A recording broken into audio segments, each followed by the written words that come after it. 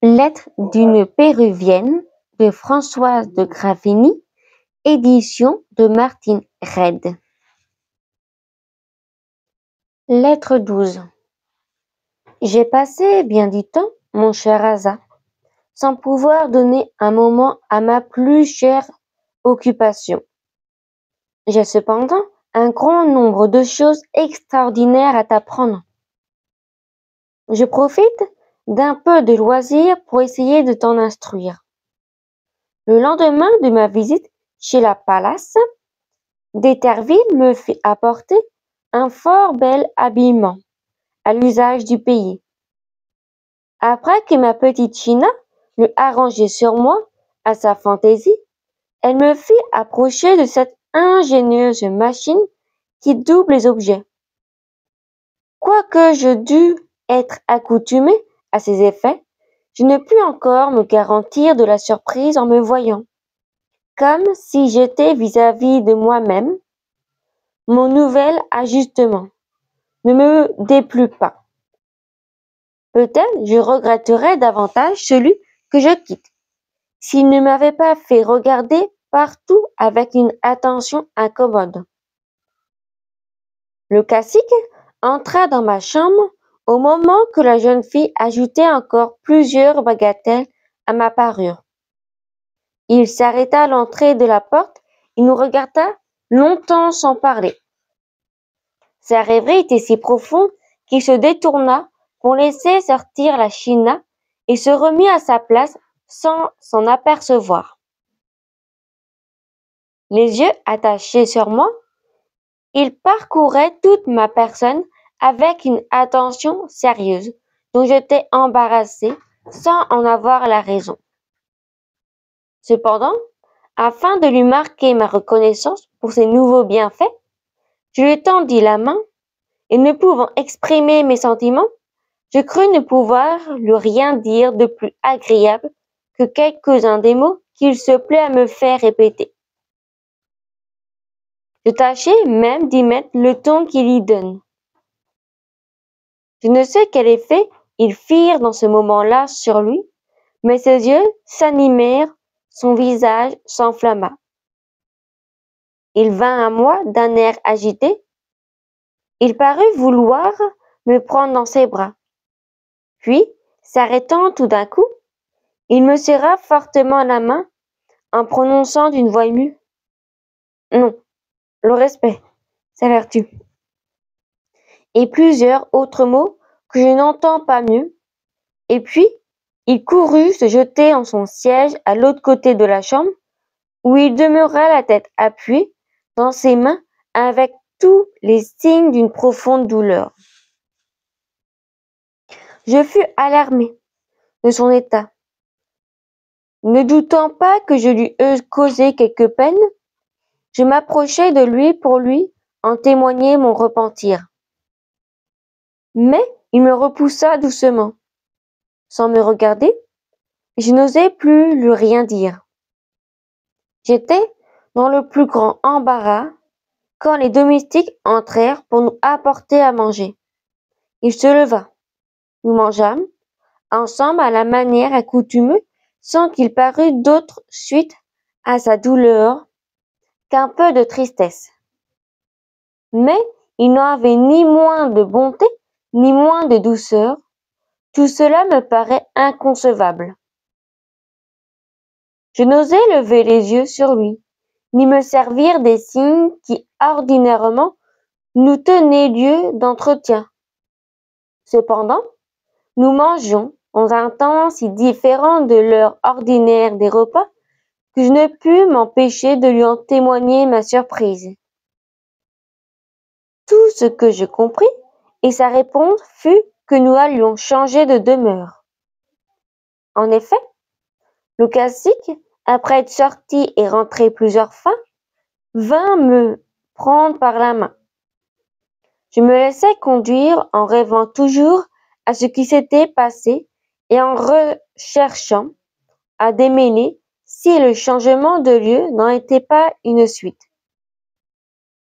À peine eus-je passé la dernière porte de la maison qu'il m'aida à monter un pas assez haut que je me trouvais dans une petite chambre où l'on ne peut se tenir debout sans incommodité, mais où il fume assis fort à l'aise. Le cacique, la china et moi, ce petit endroit est agréablement meublé. Une fenêtre de chaque côté l'éclaire suffisamment, mais il n'y a pas assez d'espace pour y marcher. Tandis que je le considérais avec surprise et que je tâchais de deviner pourquoi des Derville nous enfermaient si étroitement. Oh, mon cher Asa, que les prodiges sont familiers dans ce pays! Je sentis cette machine ou cabane, je ne sais comment la nommer, je la sentis se mouvoir et changer de place. Ce mouvement me fit penser à la maison flottante. La frayeur me saisit. Le cacique, attentif à mes moindres inquiétudes, nous rassura en me faisant regarder par une des fenêtres.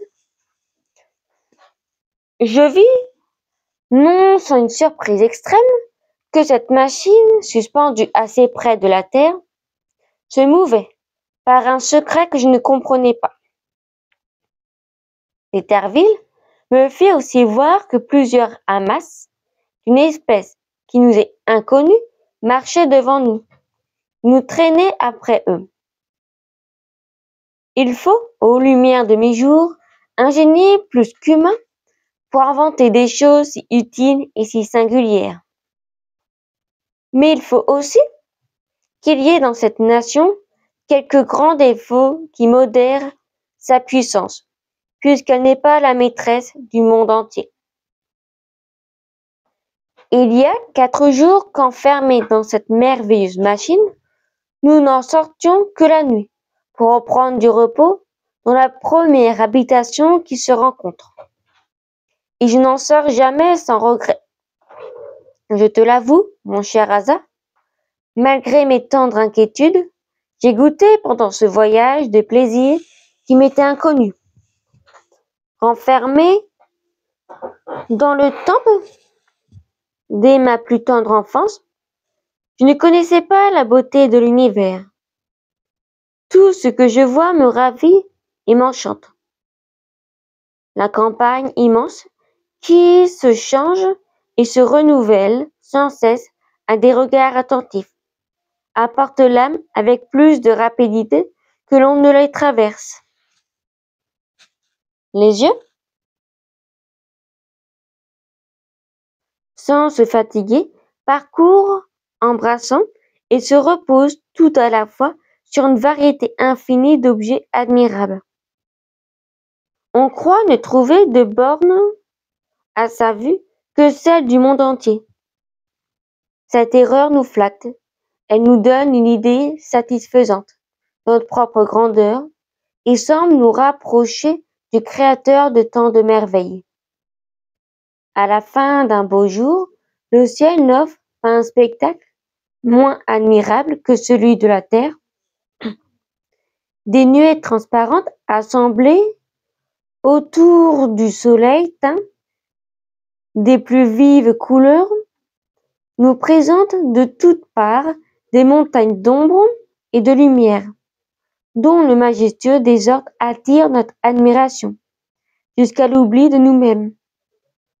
Le cacique a eu la complaisance de me faire sortir tous les jours de la cabane roulante pour me laisser contempler à loisir les merveilles qu'il me voyait admirer. Que les bois sont délicieux, mon cher Asa, si la beauté du ciel et de la terre nous emporte loin de nous par un ravissement involontaire, celle des forêts nous y ramène par un attrait intérieur incompréhensible, dont la seule nature est le secret. En entrant dans ces beaux lieux, un charme universel se répand sur tous les sens et confond leur usage. On croit voir la fraîcheur avant de la sentir. Les différentes nuances de la couleur des feuilles adoucissent la lumière qui les pénètre et semblent frapper des sentiments aussitôt que les yeux.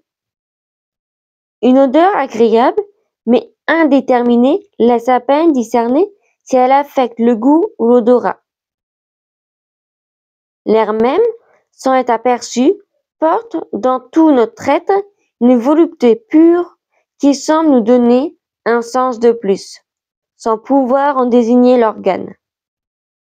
Ô mon cher Asa, que ta présence embellirait des plaisirs si purs que je désirais de les partager avec toi. Témoin de mes tendres pensées, je t'aurais fait trouver dans les sentiments de mon cœur des charmes encore plus touchants que tous ceux des beautés de l'univers. Fin de la 12e lettre.